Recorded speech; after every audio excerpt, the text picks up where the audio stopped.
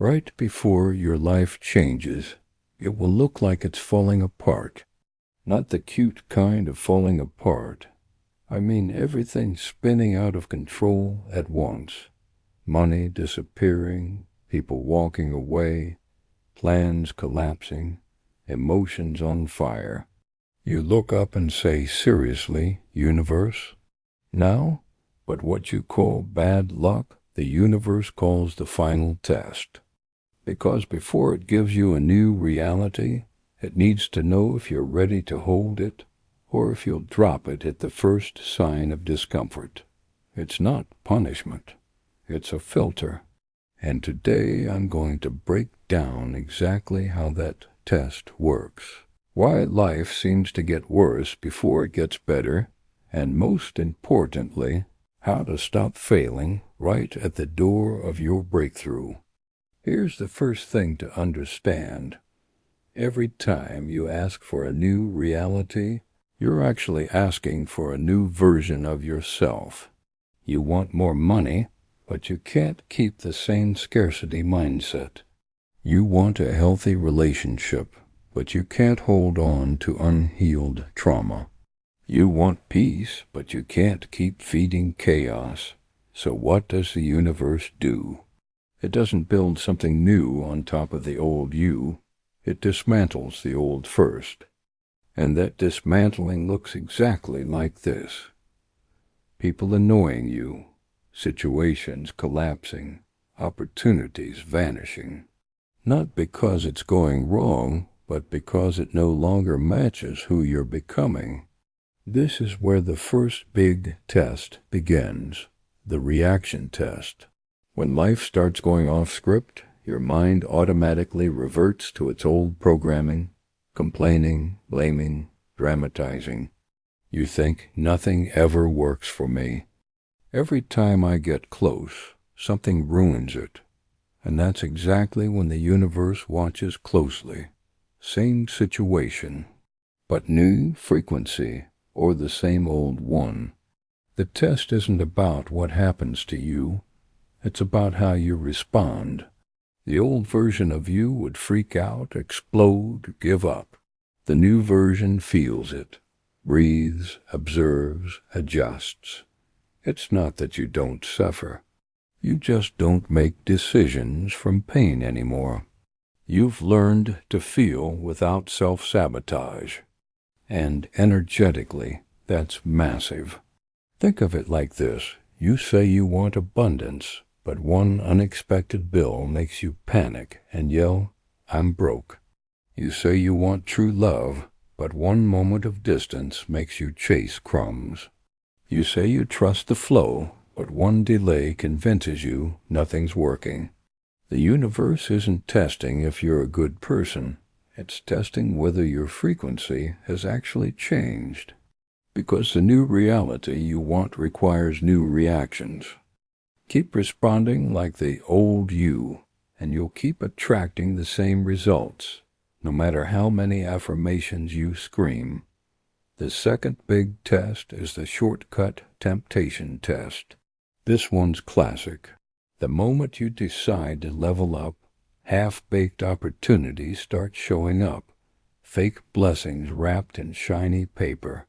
The X comes back just as you're healing. The job you hate suddenly offers a small raise. The past whispers, "Stay here."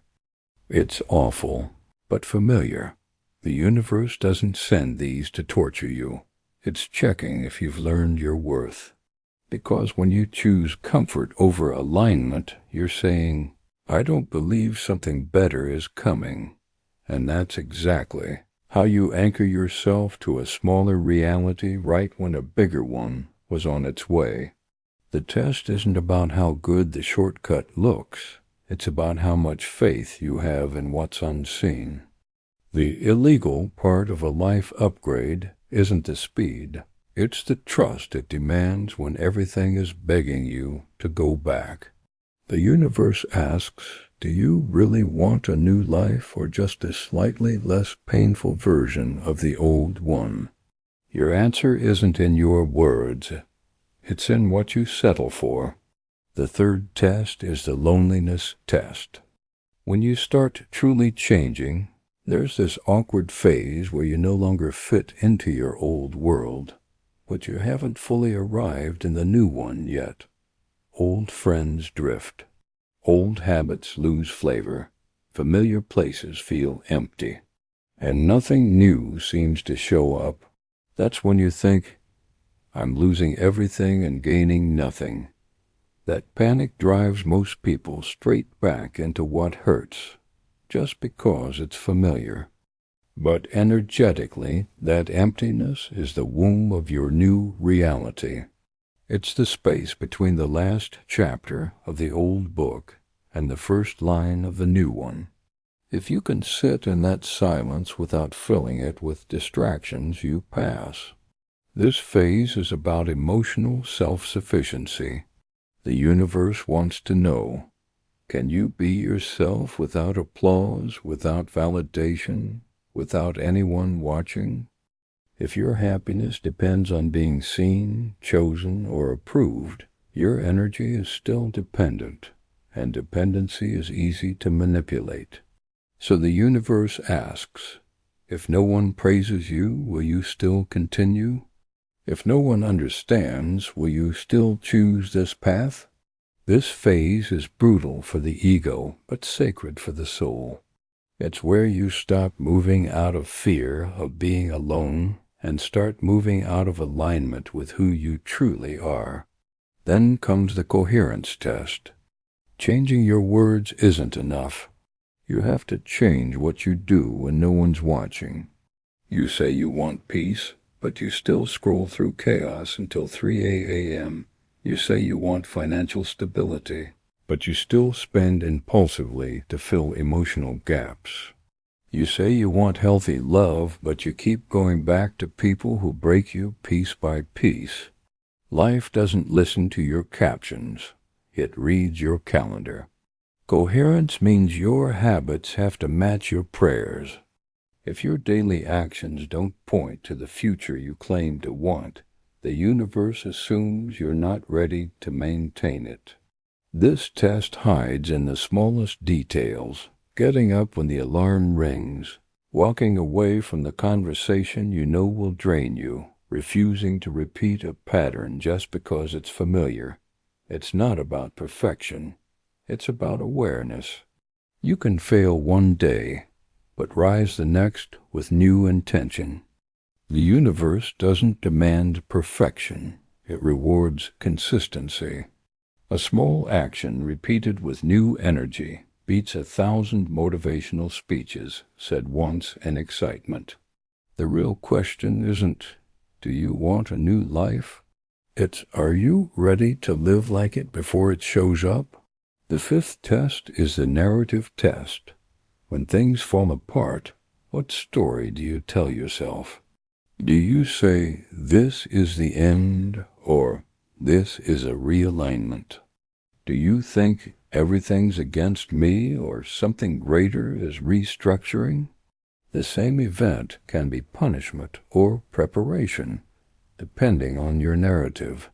And your narrative isn't just words. It's the energetic lens shaping your reality. See a crisis as proof of failure, and you'll collapse. See it as a step in the process, and you'll evolve. This is where faith stops being a quote and becomes a worldview. Faith doesn't have to be religious. It's structural. The belief that life isn't punishing you for sport. That chaos has logic. That what's falling apart is clearing space for alignment. When you choose a higher narrative, you don't deny pain. You just stop handing it the steering wheel. You feel the fear, but tell it. You can sit in the back seat, but I'm driving. That emotional maturity is the loudest signal to the universe that you're ready for the next level. Because the next level isn't the absence of problems. It's the ability to walk through them without losing yourself. So, how do you not fail the tests? First, stop interpreting everything as punishment. Instead of asking, Why is this happening to me? Ask, what is this asking from me? Maybe it's asking for more courage, more boundaries, more silence, or more honesty. Life doesn't throw random chaos your way.